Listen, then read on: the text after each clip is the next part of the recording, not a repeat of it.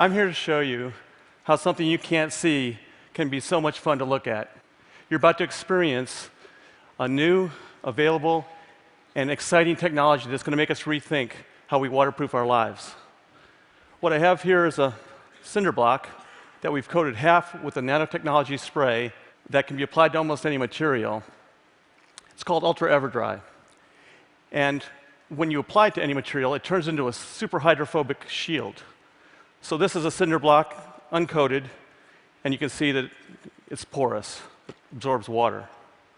Not anymore. Porous, non-porous. So what's super hydrophobic? Super hydrophobic is how we measure a drop of water on a surface. The rounder it is, the more hydrophobic it is. And if it's really round, it's super hydrophobic. A freshly waxed car, the water molecules slump to about 90 degrees.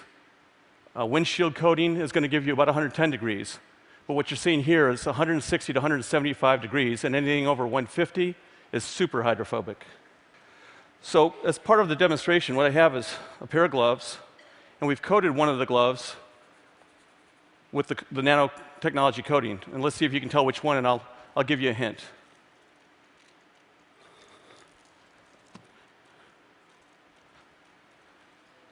Did you guess the one that was dry? When you have a nanotechnology and nanoscience, what's occurred is that we're able to now look at atoms and molecules and actually control them for great benefits. And we're talking really small here. The way you measure nanotechnology is in nanometers, and 1 nanometer is a billionth of a meter. And to put some scale to that, if you had a nanoparticle that was 1 nanometer thick, and you put it side by side, and you had 50,000 of them, you'd be the width of a human hair. So very small, but very useful. And it's not just water that this works with. It's a lot of water-based materials like concrete, water-based paint, mud, and also some refined oils as well.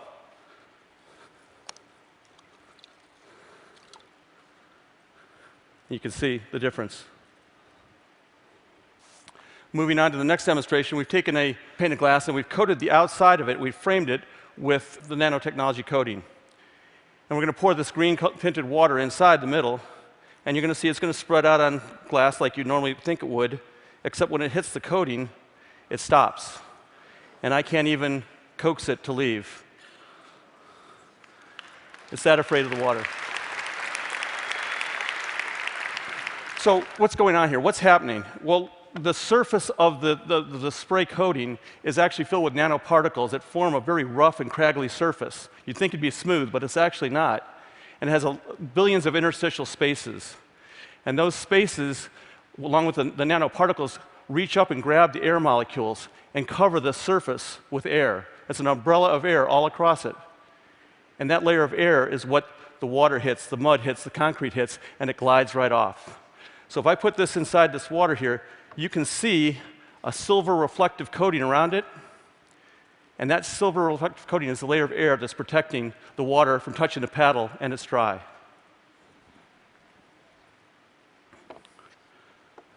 So what are the applications? I mean, many of you right now are probably going through your head. Everyone that sees this gets excited and says, oh, I could use it for this and this and this. The applications, in a general sense, could be anything that's anti-wetting. We've certainly seen that today. It could be anything that's anti-icing, because if you don't have water, you don't have ice. It could be anti-corrosion. No water, no corrosion. It could be antibacterial. Without water, the bacteria won't survive. And it could be things that need to be self-cleaning as well. So, imagine how something like this could help revolutionize your field of work. And I'm going to leave you with one last demonstration, but before I do that, I would like to say thank you and think small.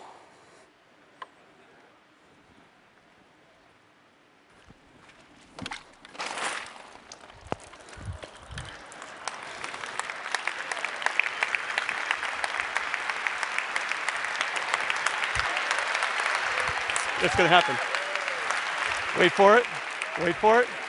You guys didn't hear about us cutting out the design from TED? he ran into all sorts of sort of problems in terms of managing the medical research part. It's happening!